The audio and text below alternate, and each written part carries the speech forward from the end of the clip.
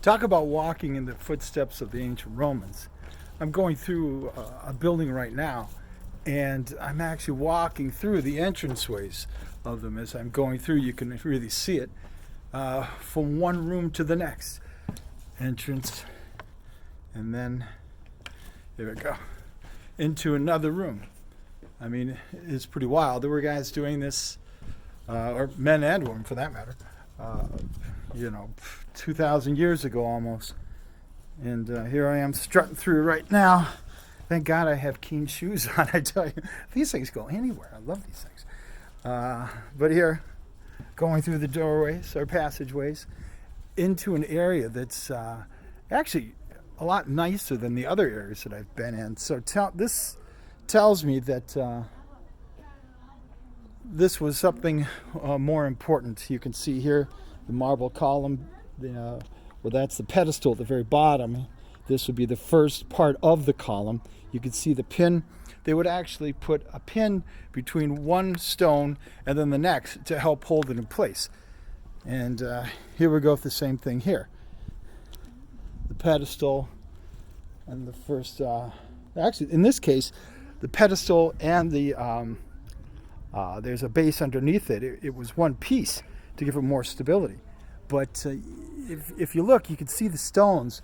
They're actually a little more finished, although some of them look pretty weathered, so I'm kind of eating that statement, aren't I? But they're more finished. They're more flat, more polished. And here you can see, here's more columns. It's much more worked than the other columns in other areas. And this is some sort of a courtyard. I'm not sure what exactly, but this was something important. This could have been an area where the officers may have lived with their families. Over here, you can see going into this entranceway into something. And I'm not, again, sure exactly what this was, but it's an entrance into the area that I'm in now.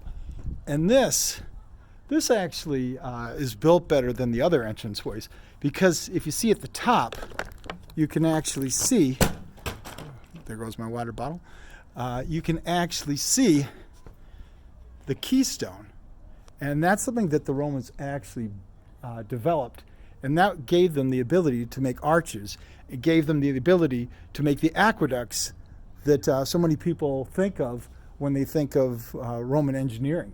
Right in the middle, that's the stone that bridges the weight or allows the weight to go from one side to another.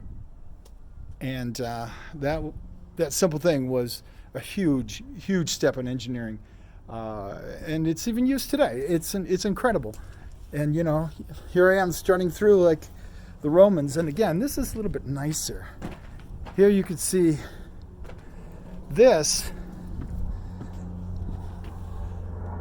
right here is indoor plumbing at its best. I love that. So this probably was a early commode, but it seems to be in a residence. So this was probably for someone quite important.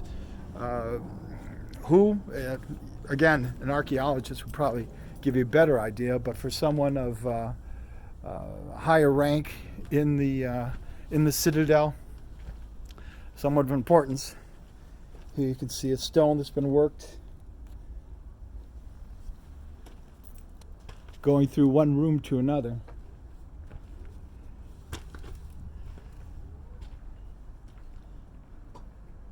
That being outside.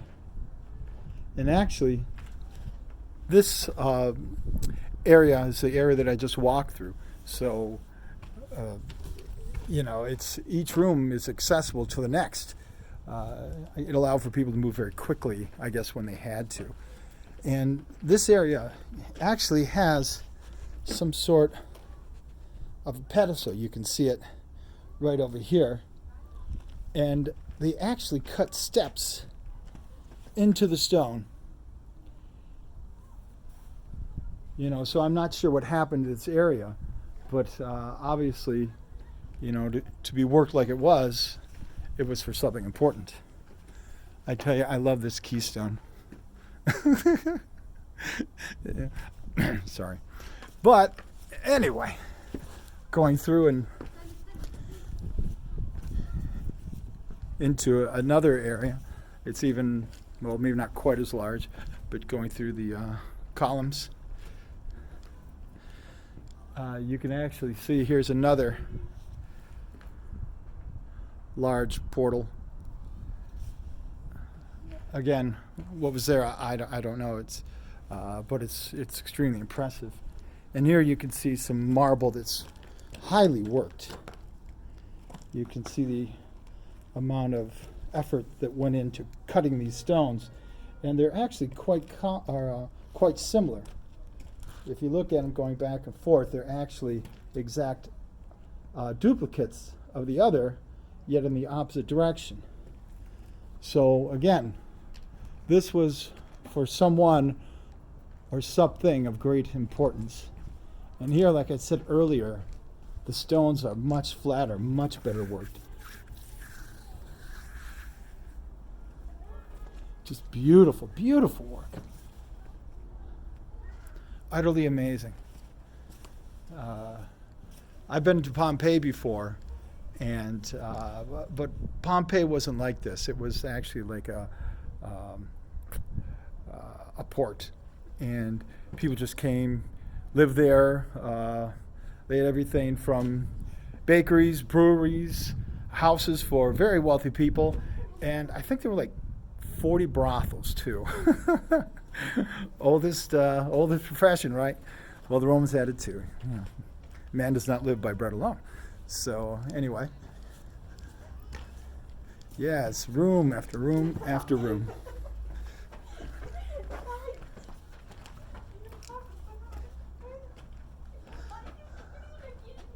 I wish my sister was here. She would eat this up. So I wish too some of the docents from the Field Museum, we'd be here all day talking about everything, looking at things. A friend of mine, Dennis Kenzig, who's not a docent there anymore, he would have just brought a tent and sat up here for I don't know how long. He may never leave. But anyway, here you can see actually built in to the stone is a column, or a mock column. So again, this was worked quite heavily for something of importance. What that is, again, it's hard to say. Some sort of a plaza, probably some sort of a market here for people. It's hard to say, but walking down this way,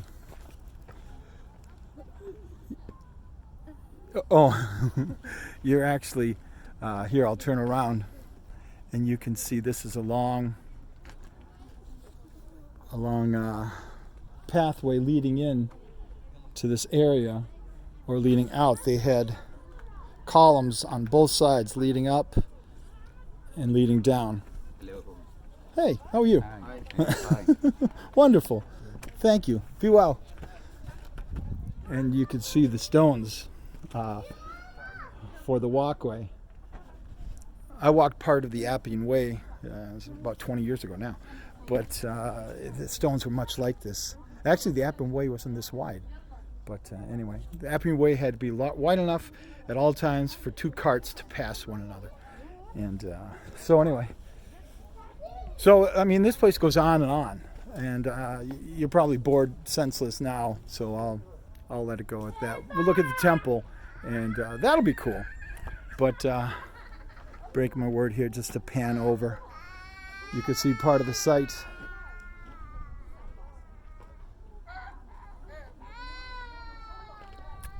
Beautiful, beautiful.